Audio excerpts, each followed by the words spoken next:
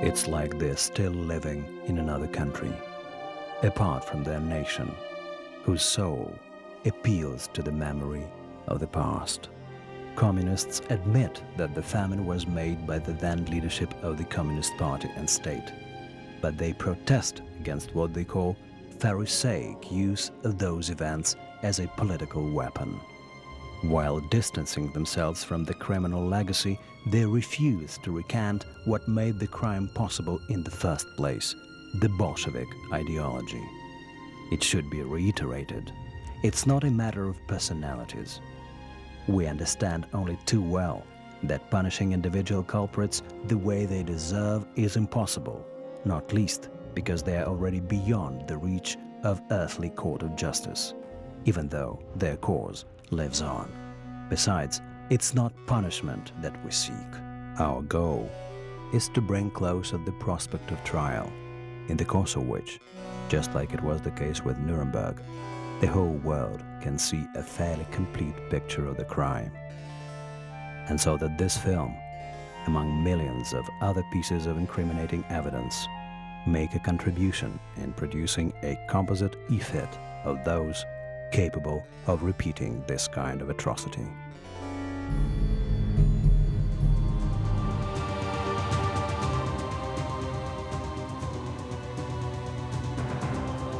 The following are common features of potential criminals. They are fanatically and unreservedly convinced that they are the only possessors of ultimate truth. They categorically divide people into superior and inferior along the lines of ethnicity, race, religion, social class, or other characteristics.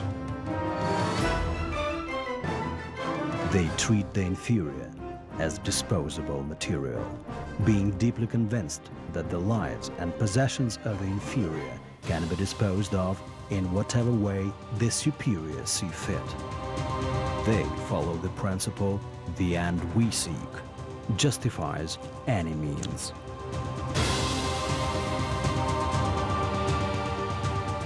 They are obsessed with the idea of global power. They may belong to different political parties, groups, or communities, and espouse different kinds of isms. They, like people in general, can manifest themselves in various ways, shapes and forms. But all of them are characterized with this set of features, which indicate that under certain circumstances, this kind of people are apt to do inhuman things. They must be stopped before it is too late.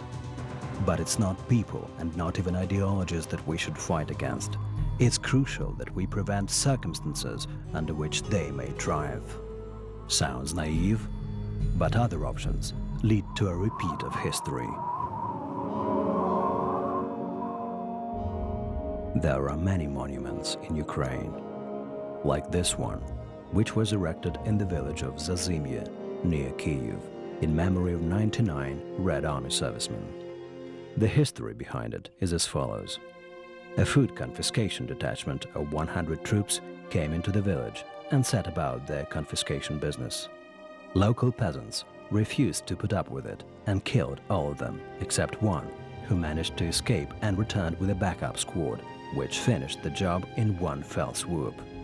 Rebel leaders were executed, and in memory of the killed robber soldiers, the monument was erected. However controversial, the monument does serve a good purpose, like all other monuments of this kind, like the one to the renowned Soviet statesman Stanislav Kosyor,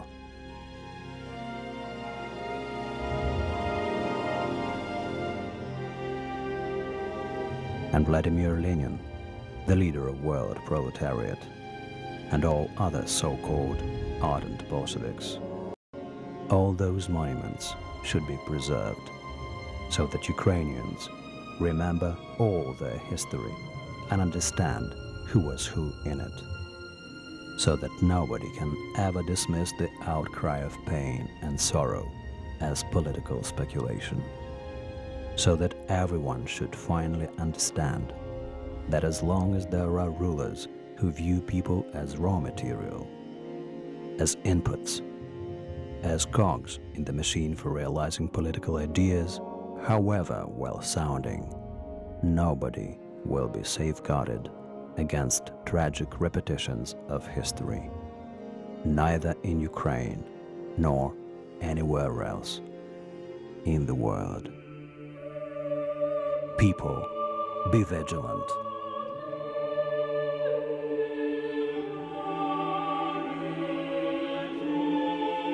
When one human being dies,